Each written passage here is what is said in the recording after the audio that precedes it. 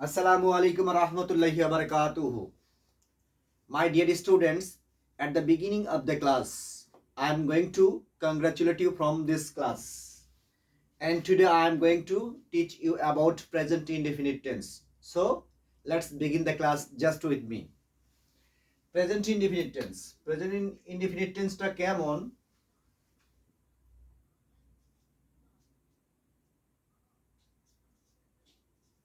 Present, present, indefinite,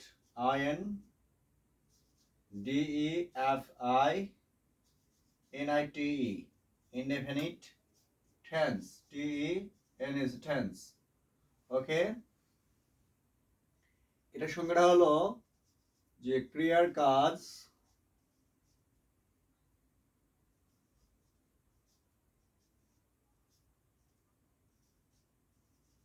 বর্তমান কালে সম্পন্ন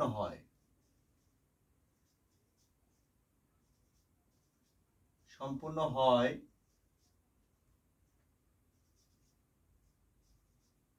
এমন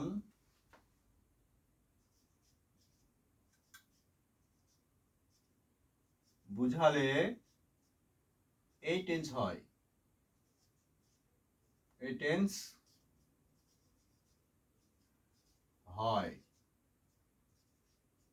ওকে, তাহলে ক্রিয়ার কাজটা বর্তমান কালে সম্পূর্ণ হয় এরকম বুঝালে সেটা প্রেজেন্ট ইনডিফিনিট টেন্স হবে।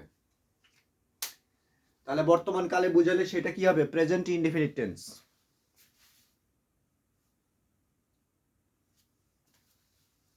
ওকে, তাহলে বর্তমান কালে ক্রিয়ার কাজ সম্পূর্ণ হয় এরকম বুঝালে সেটা প্রেজেন্ট ইনডিফিনিট টেন্স হবে। এখন এই প্রেজেন্ট ইনডিফিনিট টেন্স চেনার যে উপায় রয়েছে সেই উপায়টা তোমাদেরকে ক্লিয়ার ভাবে জানতে হবে। ঠিক আছে, আপনি যদি প্রেজেন্ট ইনডিফিনিট টেন্সটা সুন্দরভাবে চিনতে পারেন তাহলে ইংরেজি করাটা বেশি একটা কঠিন হবে না। চিনিবার উপায়,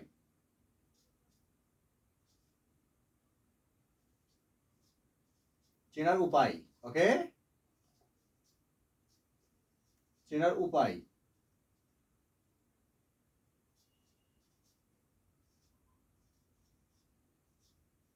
ক্রিয়ার শেষে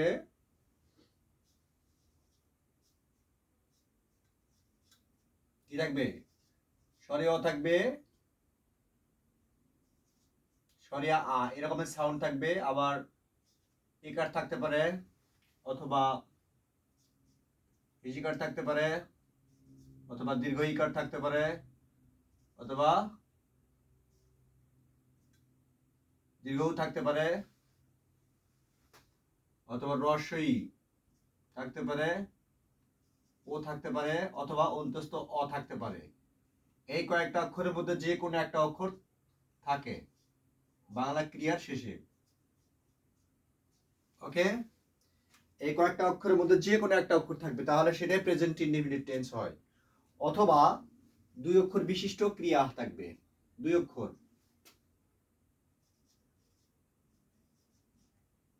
দুই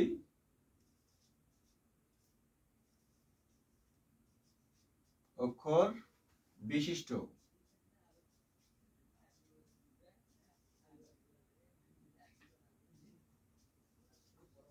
দুই অক্ষর বিশিষ্ট, যেমন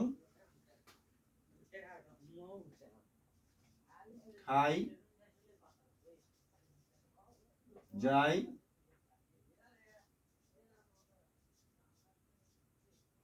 আসি।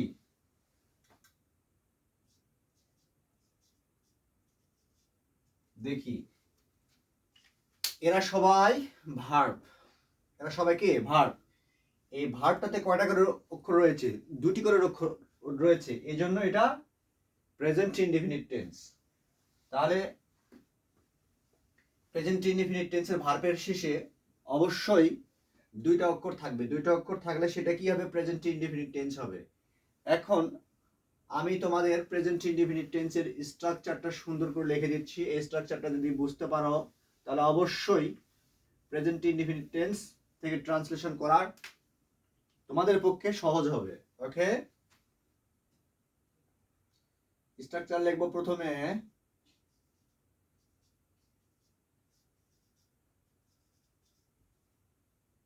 প্রথমে এই নাম্বার লিখবো আমি, প্রথমে কি সাবজেক্ট,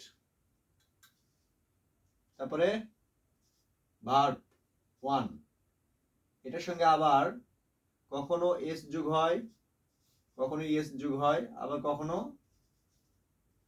আইএস যোগ হয়, তারপরে অবজেক্ট বসে। বি নাম্বারটা কি হবে, প্রথমে সাবজেক্ট বসবে, তারপরে সাবজেক্ট অনুসারে ডু নিতে হবে অথবা ডাজ নিতে হবে, তারপরে নট বসাতে হবে। ওকে, তারপরে ভার্ব বসাতে হবে, তারপরে অবজেক্ট বসাতে হবে, তারপরে এক্সটেনশন যদি কোনো কিছু থাকে তাহলে বসাতে হবে, তারপরে আসো ডু বসাতে হবে অথবা ডাজ বসাতে হবে, তারপরে সাবজেক্ট বসাতে হবে, তারপরে ভার্ব বসাতে হবে, তারপরে অবজেক্ট বসাতে হবে। আবার ডি নাম্বার লাইনে হচ্ছে ডু, ডাজ অথবা ইনটি, তারপরে আমি বসাবো সাবজেক্ট, তারপরে ভার্ব, তারপরে অবজেক্ট।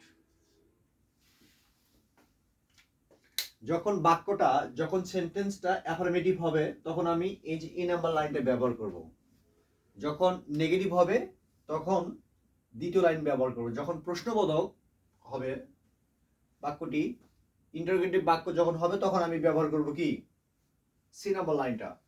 আবার যখন নেগেটিভ ইন্টারোগেটিভ হবে তখন আমি এই যে ডি নাম্বার লাইনটা ব্যবহার করব। যেমন আমি কোরআন পড়ি, হাবোধক বাক্য, আমি কোরআন পড়ি না এটা নাবোধক বাক্য, আমি কি কোরআন পড়ি এটা কি প্রশ্নবোধক বাক্য, আমি কি কোরআন পড়ি না এটা হচ্ছে নেগেটিভ ইন্টারোগেটিভ বাক্য। তাহলে এখন আমরা এগুলোর ইংরেজি করব, এই লাইনটা থেকে ইংরেজি করব। একটা উদাহরণ নিচ্ছি,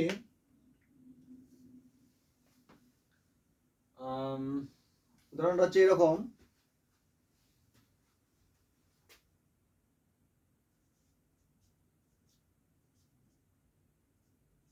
আমি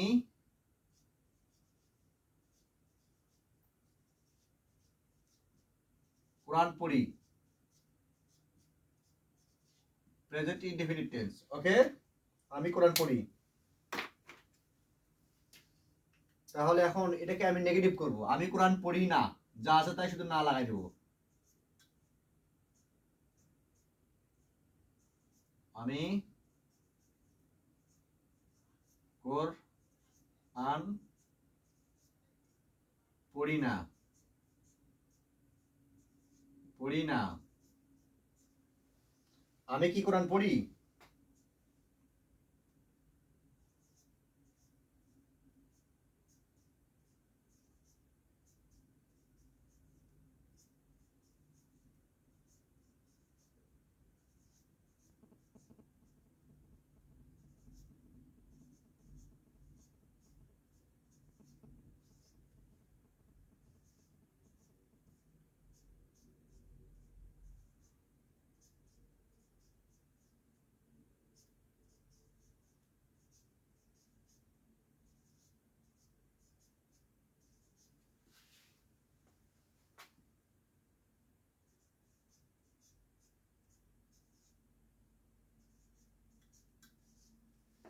আমি কি কোরআন পড়ি না?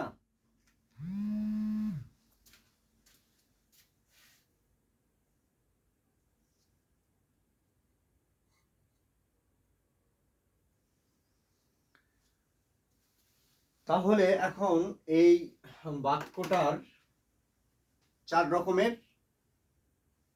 বাক্য আর কি, মানে একটা বাক্য আমি এই 4টা নিয়মের মধ্যে ফেলেছি। যে প্রথমে আমি লিখবো আমি কোরআন পড়ি, এটা প্রেজেন্ট ইনডেফিনিট টেন্স। আমরা কেমনে বুঝতে পারবো? ভার্বটার শেষে 2টি অক্ষর রয়েছে, পড়ি এটা ভার্ব, ঠিক আছে না, এটা ভার্ব, এই জন্য এটা প্রেজেন্ট ইনডেফিনিট টেন্স। তাছাড়া চিনিবার উপায়ের মধ্যে ছিল এই যে কি বলে এটাকে হিসিকার, এই হিসিকার ছিল, হিসিকার আছে কোথায়? ভার্বের শেষে, এই জন্য এটা প্রেজেন্ট ইনডেফিনিট টেন্স।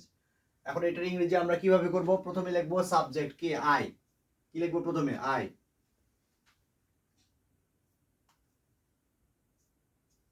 আই লেখার পর কি লিখবো?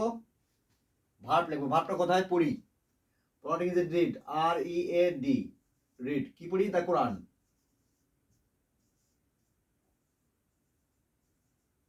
আচ্ছা, তারপর যদি বলি যে আমি এখন কোরআন পড়ি না, নেগেটিভ বাক্য, তাহলে প্রথমে আমি লিখবো আই, তারপর ডু ডাজের মধ্যে নিব ডু, তারপর নিব নট, তারপর নিব ভার্ব, রিড, অবজেক্ট হলো কোরআন।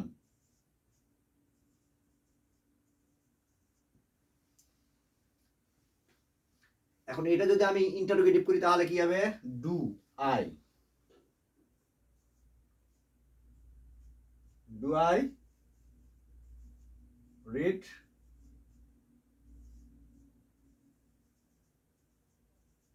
দ্য কোরআন। প্রশ্নবোধক বাক্য দেওয়া লাগবে, প্রশ্নবোধক চিহ্ন দেওয়া লাগবে। তারপরে এটাকে নেগেটিভ ইন্টারোগেটিভ করলে হবে do I not, do I not read the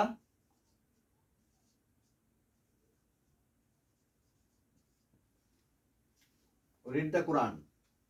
তাহলে এটাই হলো প্রেজেন্ট ইনডেফিনিট টেন্স। ওকে, তাহলে I read the Quran, I do not read the Quran, do I read the Quran, do I not read the Quran. আশা করি বুঝতে পেরেছেন।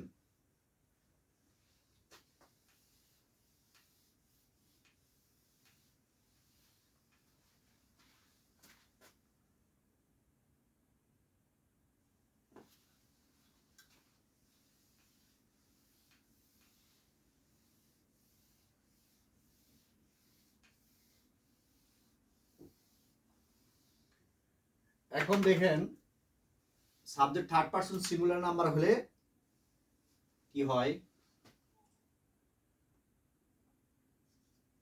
যেমন she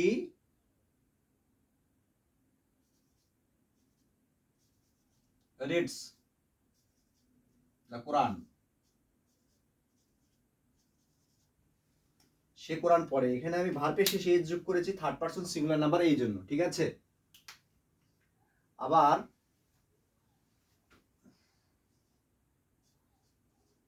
she does not read the Quran,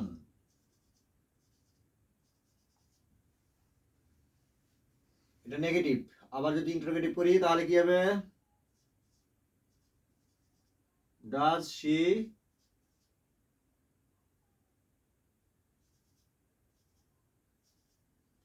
read the Quran।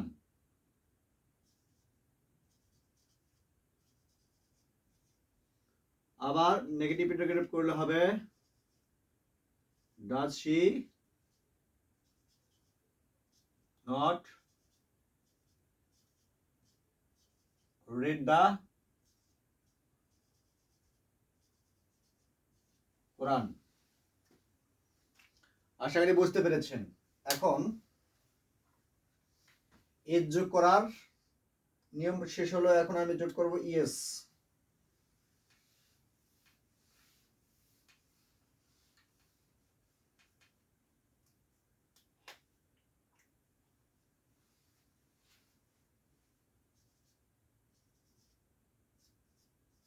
She washes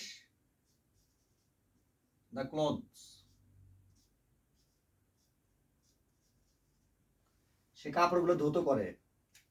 এখানে আমি yes যোগ করেছি কেন, থার্ড পারসন সিঙ্গুলার নাম্বার ওই জন্য, ঠিক আছে। কয়েকটা অক্ষর আছে যে অক্ষরগুলো থাকলে ভার্বের শেষে কয়েকটা অক্ষর থাকলে সে অক্ষরের জন্য ইয়েস যোগ করতে হবে।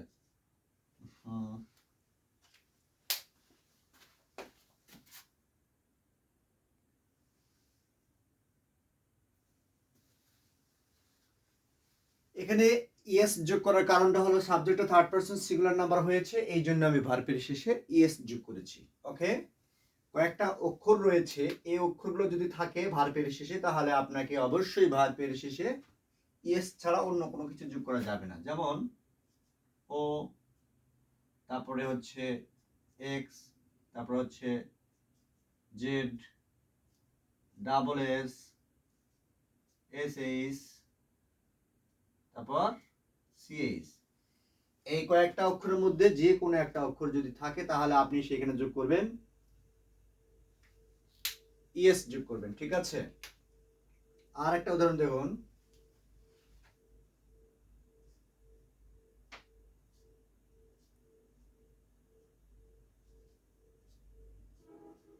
ফাদার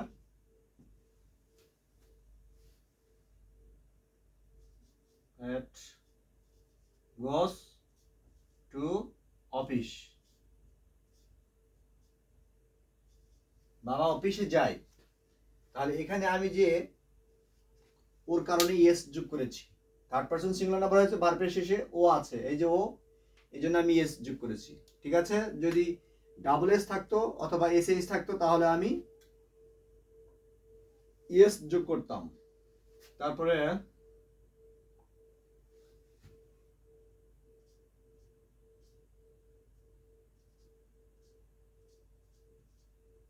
ফাদার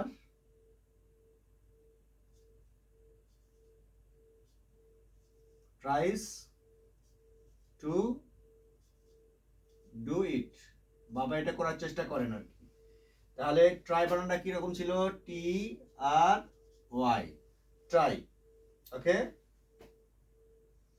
ট্রাই বানানটা টি আর ওয়াই, ট্রাই, এই ওয়াইটাকে বাদ দিয়ে আমি আইএস যোগ করেছি। তাহলে ট্রাইস, আবার এরকম করে আরো লেখা যাইতো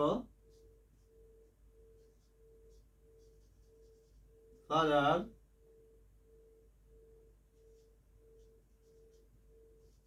ক্রাইস, বাবা কান্না করে। তাহলে ক্রাই বানানটা ছিল সি সি আর ওয়াই। তাহলে এই যে শেষে ওয়াই আছে, ওয়াইটাকে বাদ দিয়ে আমি আইএস যোগ করেছি। আশা করি প্রেজেন্ট ইনডেফিনিট টেন্স সম্পর্কে একটু হলেও ধারণা পেয়েছেন। তাহলে আজকে এই পর্যন্ত প্রেজেন্ট ইনডেফিনিট টেন্স সম্পর্কে আরো কিছু ইনফরমেশন নিয়ে অন্য কোনো ক্লাসে আলোচনা করব।